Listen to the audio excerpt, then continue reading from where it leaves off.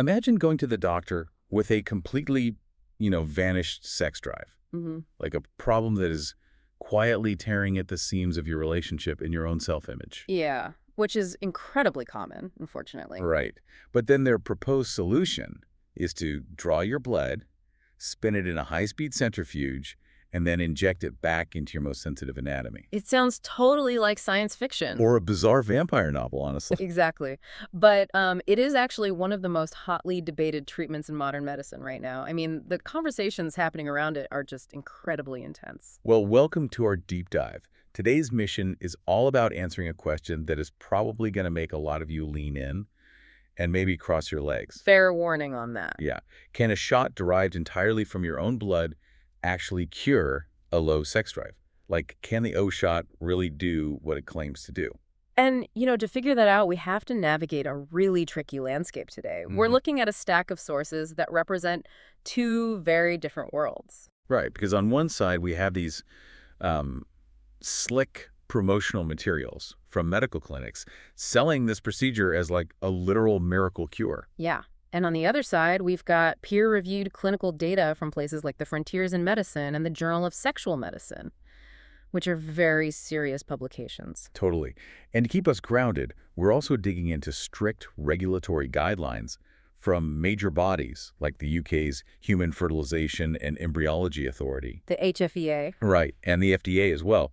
Because when you step into the world of human biology, specifically female sexual health, there's no diagnostic port you can just plug a computer into. I wish there was. It would make things so much easier. Right. Like if a warning light flashes on your car dashboard, there's a comforting logic to it. You get an error code, the mechanic replaces a worn-out spark plug, and you drive away. But human desire is so much more complicated. The dashboard is flashing, but the manual is written in a language we're only just beginning to decipher. Exactly. Which is why the gap between the clinic marketing and the clinical evidence is so vast. Yeah, the claims sound miraculous, but the biological mechanisms underpinning them are actually very real. We just have to navigate that space with a highly critical eye. We really do. We can't just accept the brochures at face value. So before we can even begin to determine if this actually fixes a low libido, we have to unpack what is physically happening inside the body. We have to look at the vampire science of it all. Yes, the vampire science. So the process starts simply enough, right? A standard blood draw from your arm. Just a normal vial of blood, like exactly what you'd give during a routine physical exam. But then they take that vial and put it into a centrifuge. They spin it at incredibly high speeds for about 10 minutes. And the gravitational force there, it separates the heavy red blood cells from the plasma. So what you're left with is this yellowish autologous solution. And autologous just means it came from your own body, right? So there's no risk of an allergic reaction. Precisely. It's yours. But the key thing is that the blood platelets in this plasma are now concentrated anywhere from 2 to 9 times their normal baseline levels. Okay, let's unpack this for a second. Yeah. Because that specific concentration is the engine of the entire therapy, right? Yeah, platelet-rich plasma, or PRP, is essentially a hyperconcentrated serum of your body's own natural healing mechanisms. Which is where I get a little stuck on the logic. I really do. How so? Well, if I trip and scrape my knee, platelets rush to the site to clot the blood and form a scab. That's, elementary school biology. Right, they plug the leak. Exactly. So if their primary job is to plug a leak, how on earth does injecting those exact same scab-forming platelets into the clitoris and the vaginal walls lead to sexual enhancement? It's a great question. Because the scab is only the very first, most visible part of the healing process, platelets do so much more than just form a physical barrier. Wait, really? What else are they doing? So inside those concentrated platelets are these microscopic storage compartments called alpha granules. Think of them as tiny payload bays. Okay, payload bays. I like that analogy. Right. And when those granules are injected and activated in the tissue, they break open. And they release this highly potent mixture of proteins known as a growth factor cocktail. Wait, what exactly is in this cocktail? Because a growth factor sounds incredibly vague. Are we talking about hormones?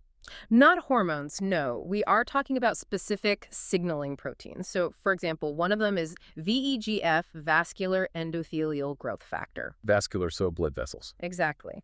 When VEGF hits the tissue, it literally signals your body to build a brand new highway system of blood vessels from scratch. We call that angiogenesis. Oh, wow. So it's actively increasing the local blood supply. Drastically. And Yeah. that is, absolutely crucial for physical arousal.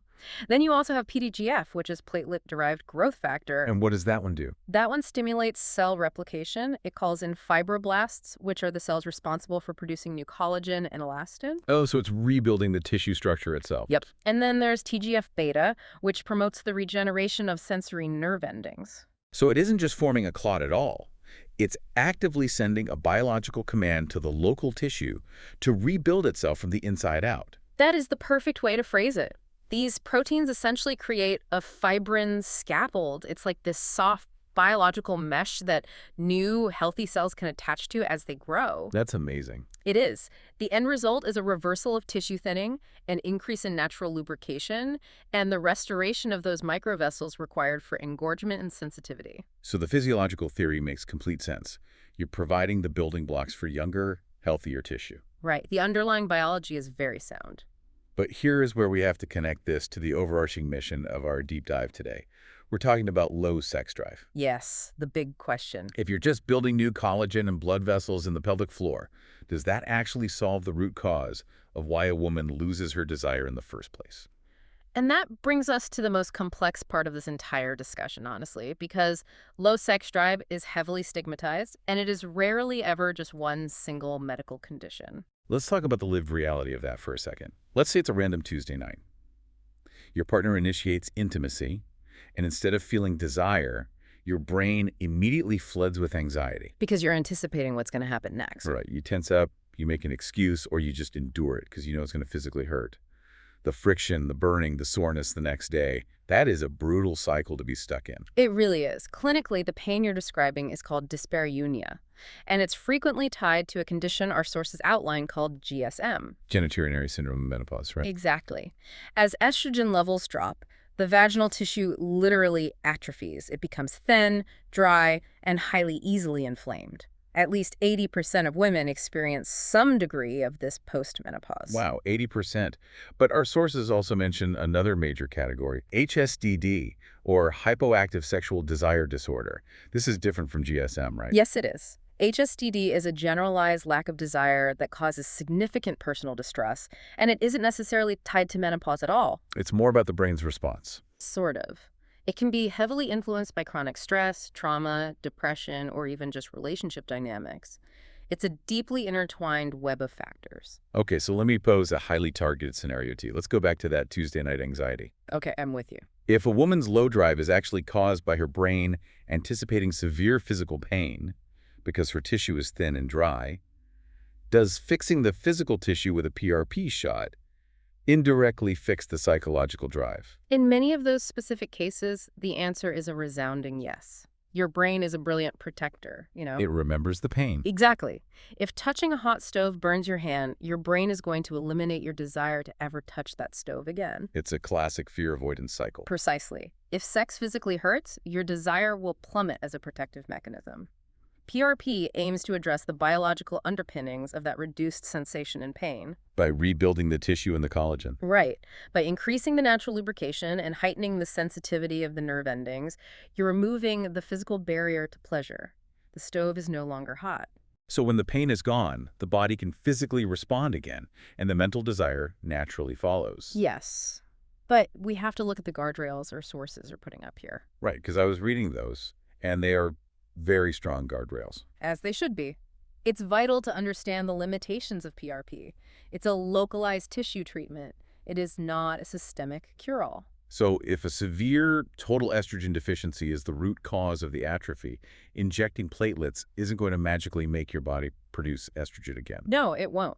Which is why a lot of clinicians actually use the O shot alongside traditional hormone therapy rather than as a total replacement for it. That makes a lot of sense. A combined approach. Yeah. And furthermore, PRP cannot rewire your central nervous system. Let's say a woman's libido is completely blunted because she's taking an SSRI antidepressant. Oh yeah, those are notorious for chemically dampening sexual desire in the brain. Exactly. Injecting a growth factor cocktail into her pelvic tissue is not going to reverse the chemical effects that the SSRI is having on her neurotransmitters. So any clinic brochure promising that an injection will cure a chemically induced libido issue is literally selling snake oil. They are completely misrepresenting the science. It's just not how it works. Okay, so biological mechanism for treating localized pain and tissue health is solid. But let's look at the actual data. The clinical trials. Yeah, because theoretical science in a petri dish is one thing, but human beings living complicated lives are another.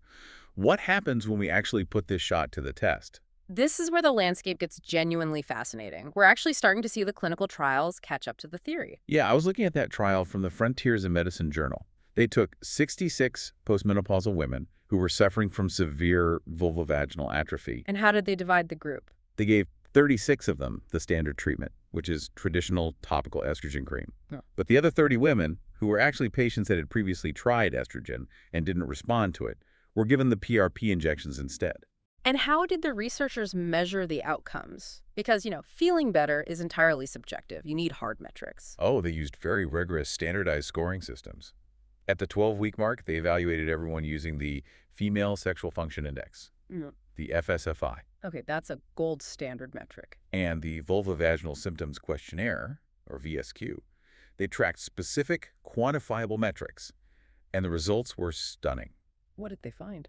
The women in the PRP group showed statistically significant improvements compared to the estrogen group, specifically regarding the reduction of pain during sex and that pervasive burning sensation. Wow. To see that kind of measurable improvement, especially in a cohort of patients who were resistant to standard hormone therapy, is a massive signal for regenerative medicine. Right, and it's backed up by a broader look at the landscape, too. A 2021 systematic review published in the Journal of Sexual Medicine analyzed multiple studies and echoed these exact findings. Consistent results across the board. Yeah, they concluded that PRP injections were consistently associated with significant improvements in arousal, natural lubrication, and the ability to orgasm. Those are incredibly encouraging data points. But, and there's always a but when we discuss emerging therapies, we have to look at the broader regulatory reality. Ah, yes, the regulatory cold water. I knew it was coming. We have to provide it because despite these very promising small-scale studies, the major regulatory bodies that govern medical safety and efficacy remain highly skeptical. The sources mentioned the UK's HFEA gives PRP a red traffic light rating for applications related to fertility and the endometrium. A red light, in any other context, that means danger, stop immediately. Yeah, that sounds terrifying. Well, in the regulatory context, it really just means there's a severe lack of high-quality, large-scale, randomized controlled trials proving its effectiveness. So it's more about missing data than proven harm. Mostly, yes. But regulators also have to highlight potential safety concerns. Anytime you puncture the skin, however rare, there is a risk of infection, bleeding, or nerve damage from the injection itself. Right, and the sources also point out that major bodies like the FDA in the US and the MHRA in the UK do not approve PRP specifically for sexual enhancement or treating low libido. Right. If a doctor offers it, it is strictly an off-label investigational treatment. Okay, I have to push back hard on this. Go for it. If the results are as good as the Frontiers in Medicine study suggests, why am I not seeing this offered in every standard gynecologist's office? You have private clinics charging anywhere from $900 to $1,800 per session. In the UK, it's roughly £1,350. It's a huge out-of-pocket expense. Exactly. With the FDA and the HFEA putting up red lights, are women just paying thousands of dollars for a very expensive placebo effect? Are they literally just buying hope? Your skepticism is entirely justified. And it points to a critical flaw in how we interpret medical data. We have to separate the concept of a treatment being unproven from a treatment that doesn't work. That is a massive distinction. Walk me through that. So the biological mechanisms of PRP are proven fact. We know exactly what spinning platelets does. It's widely used and accepted in orthopedics for joint repair, Oh, like for sports injuries. Exactly. In sports medicine for torn ligaments, in dentistry, and in dermatology for severe wound healing, the science is real. So the small-scale gynecological studies showing benefits aren't just flukes? No, they show statistically significant benefits that go far beyond a placebo. The tissue is genuinely regenerating. It's not fake science. Then why the red lights from the FDA? Because to get an official FDA approval for a specific condition, like female sexual dysfunction, you need massive, multi-center, randomized controlled trials involving thousands of women over several years. Which I imagine is incredibly expensive. Those trials cost tens, sometimes hundreds of millions of dollars to run. The data simply hasn't reached that mandated scale yet. The rigorous global trials are lagging decades behind the localized success we're seeing in private clinics. Which puts the listener in a really difficult position. It really does. If you're suffering right now, you have to weigh the promising early data and the underlying biology against the lack of official endorsement and the high out-of-pocket cost. You're essentially paying to be an early adopter of regenerative medicine. That is exactly the reality of the situation. Okay, so let's assume someone listening has weighed all of that evidence. They have the budget, they have the symptoms, and they decide they want to pursue the O-shot. Okay, let's go there. If you're listening to this on a walk or in your car right now, you probably just got a knot in your stomach thinking about the logistics. Because the sheer concept of a needle anywhere near the clitoris or the anterior vaginal wall sounds agonizing. Absolutely terrifying. But the anxiety leading up to it is usually much worse than the procedure itself, which is remarkably fast. How fast are we talking? The entire appointment from start to finish is about 30 to 45 minutes. And that includes the blood draw and the centrifuge spin. Yep, the whole thing. But what about the pain of the injections themselves? Clinics are acutely aware of how sensitive that tissue is. A highly potent topical numbing cream is applied well in advance, and many practitioners will also use a local anesthetic injection, much like at the dentist. So you're pretty numb before the PRP is ever administered. Exactly. You will feel pressure, but it should not be agonizing pain. Okay. The sources outline that the injections are typically placed in the clitoral area and the anterior vaginal wall, the area often associated with the G-spot. Yes, the primary zones for sexual response. But while the marketing brochures love to call this a quick lunchtime procedure with zero downtime, our sources list some incredibly strict rules you have to follow afterward. And ignoring those rules can completely neutralize the treatment you just paid for. The medication rule is by far the most critical. Yes. This fascinated me. Oh. You absolutely must avoid NSAIDs like ibuprofen, Advil, Aleve, or aspirin for at least 7 days before and after the shot. Right. And if we look back at the biology of the growth factor cocktail, it makes perfect sense. NSAIDs are anti-inflammatory drugs. Right, they reduce swelling. They literally work by chemically deactivating your platelets to reduce swelling. If you take an ibuprofen to deal with a little post-shot soreness, you're actively turning off the very angiogenesis and collagen-building processes you just paid $1,500 to trigger. It is the ultimate self-sabotage. You're paying thousands of dollars to bring in an elite repair crew and then taking a pill that locks them out of the building. That is exactly what happens. You have to let the localized inflammation run its course. That is the healing process actually happening. Wow. The other major logistical rule our sources mention is a strict minimum 24-hour wait time before having sex, using tampons, or getting into a bath or hot tub. Which is pretty standard for any injection. Right, because the injections go deep into the tissue, and those entry points need physical time to seal up. Introducing any friction or standing water before they close is a massive invitation for bacteria. Which leads to infection, yes. And beyond the immediate physical rules, there's the timeline of expectations. Patients need patience. This isn't a magic pill. No, it's not a pharmaceutical stimulant that works in an hour. It is biological tissue regeneration. It takes time for those fibroblasts to weave a new fibrin scaffold and build fresh collagen. So how long does it take to actually feel a difference? While some women report immediate increases in sensitivity, the clinical consensus is that it takes 6 to 12 weeks to see the full, optimal results. Okay, so we've covered the biology, the complex causes of low libido, the promising data, and the regulatory red lights. What does this all ultimately mean? Stepping back to look at the big picture. Yeah. If a woman is staring at that flashing warning light on her dashboard, dealing with low desire or painful intimacy, is the O-shot the silver bullet? The most crucial takeaway from all our sources is that the O-shot should never be viewed as a standalone miracle cure. It's one tool. A highly fascinating, biologically sound regenerative tool. Exactly. But it belongs in a much broader, stepwise, holistic toolkit. You can't just inject a quick fix and ignore the rest of the engine.